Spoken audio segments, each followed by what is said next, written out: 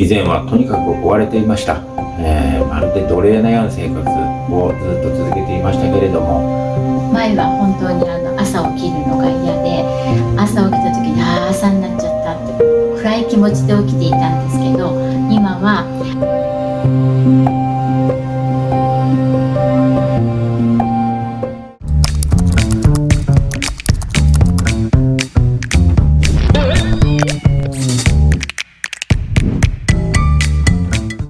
일본 분들에게 처음부터 주일에는 가게 문을 닫고 교회에 나오십시오 라고 말씀드려도 말이죠, 쉽게 이해하지 못합니다. 왜냐하면 아주 성실하게 일하는 것과 선인과의 약속을 지키는 것은 말이죠, 그리고 또 그 가게에 대한 헌신, 또 책임, 사랑이 매우 중요하게 생각이 되는 것입니다. 특히 음식점을 운영하는 분들에게는 주일은 아주 매출이 많은 날이죠. 그래서 일요일날, 그러니까 주일날 가게 문 닫는 것이 아주 큰 손해처럼 느낄 수도 있다는 것입니다. 그래서 주일을 지킨다는 것은 말이죠, 장사를 아주 가볍게, 돈에 대한 흥미가 없다, 그런 뜻이 아니라는 것입니다. 오히려 말이죠, 믿음으로 이렇게 고백하는 것이죠. 내 인생의 주인은 하나님이십니다. 내가 운영하는 이 가게의 주인도 하나님이십니다. 라면 가게를 운영하시는 아주 착실한 일본인 부부가 계십니다. 그분들은 예수 믿기 전에는 오랫동안 자신의 방법대로 가게를 운영했고요, 또 자기 온갖 죄를 짜서 장사를 했지만, 그러나 한 7년 전부터 예수를 믿음부터는 가게 중심이 완전히 달라졌습니다. 私たちは、青梅市というところでラーメン店を営業している看売師でいます。以前はとにかく追われていました。まるで奴隷のような生活をずっと続けていましたけれども、前は本当に朝起きるのが嫌で、朝起きた時に朝になっちゃったって暗い気持ちで起きていたんですけど、今は神様感謝します、ハレルヤ、明るい気持ちで起きれるようになりました。今は結局営業時間も短くなりました。夜営業を今していません。私たちがその時間を神様に導かれたら、数ヶ月後にはコロナになってしまって夜の自粛ということになったんですけれども、その影響ほとんど受けませんでした。それなのにお客様から言われた言葉が、前よりもお客さん増えてるよね、実際に言われました。はい、本当に神様の恵みだと思います。 지금 그 라면 가게는 손님들이 줄을 서서 순번을 기다리면서 먹을 정도로 아주 많이 번창하고 있습니다. 全く迷いませんでした。迷いはありませんでした。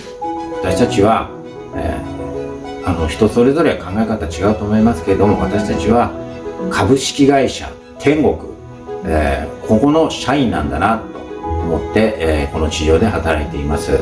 そして天国の定休日は日曜日、この日曜日、安息日を守ることによってイエス様がおっしゃっていた、あなた方の国籍が手にあることを喜びなさい、この御言葉を本当に恵みを受け取ることができる、そう感じます。神様の言葉に従っていると喜びで満たされるということを実感しています。定休感謝します。그러나 여기서 우리가 한 가지 기억할 것이 있습니다. 우리가 주일을 지키는 이유는 장사가 잘 되기 위해서, 복을 받기 위해서 그런 조건으로 주일을 지키는 것이 아니라는 것입니다. 하나님께서 가장 먼저이시기 때문에 주일을 지킨다는 것이죠. 주일은 매출을 잃는 날이 아닙니다. 손해보는 날이 아닙니다. 주일은 말이죠, 내 인생의 주인이 하나님이심을 다시 한번 확인하는 날이라는 것입니다. 주일은 나의 가게와 나의 가정과 나의 건강과 나의 미래를 하나님의 손에 올려드리는 그런 믿음의 날입니다. 처음부터 모든 것을 완전하게 실천하지 못할 수도 있어요. 그러나 말이죠, 먼저 하나님께 기도해 보시기 바랍니다. 그리고 하나님을 내 인생의 중심에 모시고 싶다는 생각을 가지십시오. 주일에 가게 문을 닫는다는 것은 장사를 포기하는 것이 아니에요.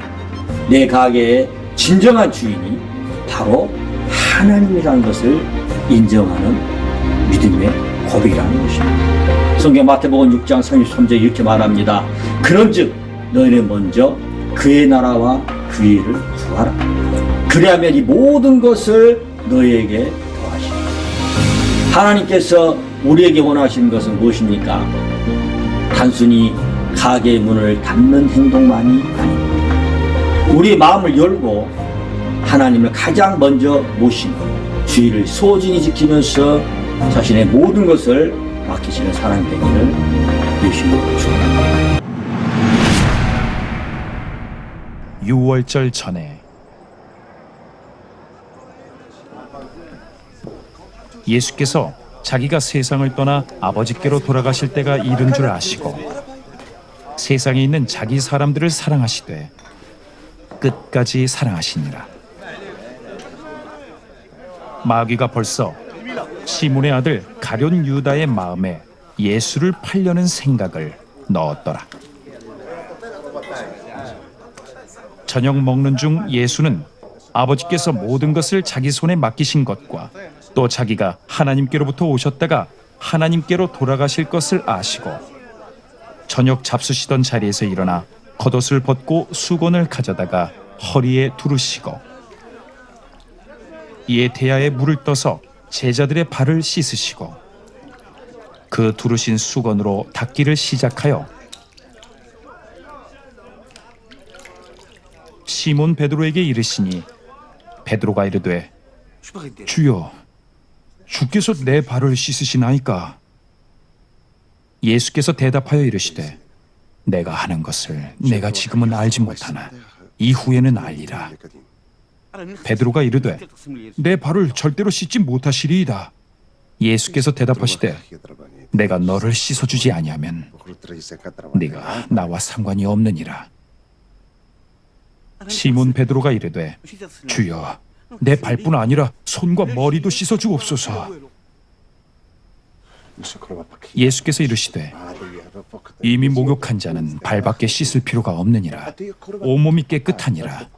너희가 깨끗하나 다는 아니니라 하시니 이는 자기를 팔 자가 누구인지 아심이라. 그러므로 다는 깨끗하지 아니하다 하시니라. 그들의 발을 씻으신 후에 옷을 입으시고 다시 앉아 그들에게 이르시되 내가 너희에게 행한 것을 너희가 아느냐? 너희가 나를 선생이라 또는 주라 하니 너희 말이 옳도다. 내가 그러하다. 내가 주와 또는 선생이 되어 너희 발을 씻었으니 너희도 서로 발을 씻어주는 것이 옳으니라. 내가 너희에게 행한 것 같이 너희도 행하게 하려 하여 본을 보였노라. 제자들의 발을 씻어주신 사건. 예수님은 십자가에 못 박혀 죽기 전 제자들과 마지막 만찬을 드셨죠. 예수님은 영적으로 탁월하신 분이시기에 이미 자신의 죽음을 직감하셨습니다. 미리 아셨기 때문에 제자들에게 유언을 하셨죠. 죽음을 앞두고 하신 말씀은 여느 때와는 사뭇 달랐습니다. 이때의 예수님의 모습은 6월절 전에 예수께서 자기가 세상을 떠나 아버지께로 돌아가실 때가 이른 줄 아시고 세상에 있는 자기 사람들을 사랑하시되 끝까지 사랑하시니라. 라는 말씀에 잘 나타나 있습니다. 예수님은 끝까지 사랑하셨죠. 예수님은 영적으로 미숙해서 잘 싸우고 실수도 많고 불안하여 화도 잘 내는 별 볼 일 없는 제자들을 믿고 사랑해 주셨죠. 아무리 실수와 허물, 부족함과 연약함이 있을지라도 그것을 지적하고 야단치기보다는 용서하고 있는 모습 그대로를 받아들이는 사랑을 하셨던 것입니다. 사람은 그 사람의 실수와 허물을 대신 지고 그 대가를 지불해 줄 때 변하는 것이죠. 그러면 예수님의 사랑은 어떻게 표현하셨을까요? 네, 그렇습니다. 예수님은 제자들의 발을 씻어 주셨죠. 자기 사랑을 그렇게 표현하셨던 것입니다. 저녁 자수시던 자리에서 일어나 겉옷을 벗고 수건을 가져다가 허리에 두르시고 대야에 물을 담아 제자들의 발을 씻기시고 그 두르신 수건으로 씻기신 것입니다. 여러분, 사랑은 언어가 아니라 행동입니다. 이 장면을 깊이 묵상해 보면 예수님은 식사를 다 하신 뒤가 아니라 도중에 불쑥 일어나서 겉옷을 벗고 대야에 물을 담아 제자들의 발을 씻어 주셨습니다. 아마도 죽음을 예감하고 마지막 식사를 하시다 보니까 예수님에겐 사랑하는 마음이 솟구치셨을 것입니다. 가슴이 사랑으로 끓어올라 사랑의 비등점, 바로 체급쯤에 이르자 그 사랑을 무엇으로라도 표현해야 한다라고 생각하셨을 것입니다. 여러분, 이때 제자들의 표정을 떠올려 보십시오. 얼마나 놀랐겠습니까?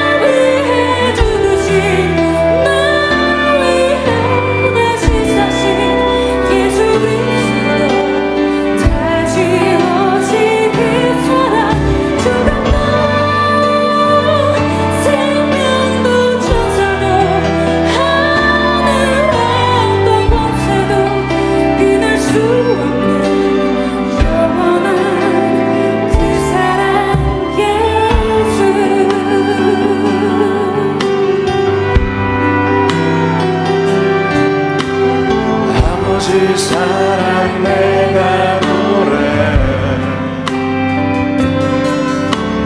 아버지 은혜 우리 함께 그 사랑 앞에 일어나시겠습니까? 그 사랑 변함없으신 거짓없으신 성실하신 그 사랑 상한 갈대 꺾지 않으신 상한 갈대 꺾지 않으시는 꺼져가는 등불 끄지 않는 그 사랑 변함없으신 거짓없으신 성실하신 그 사랑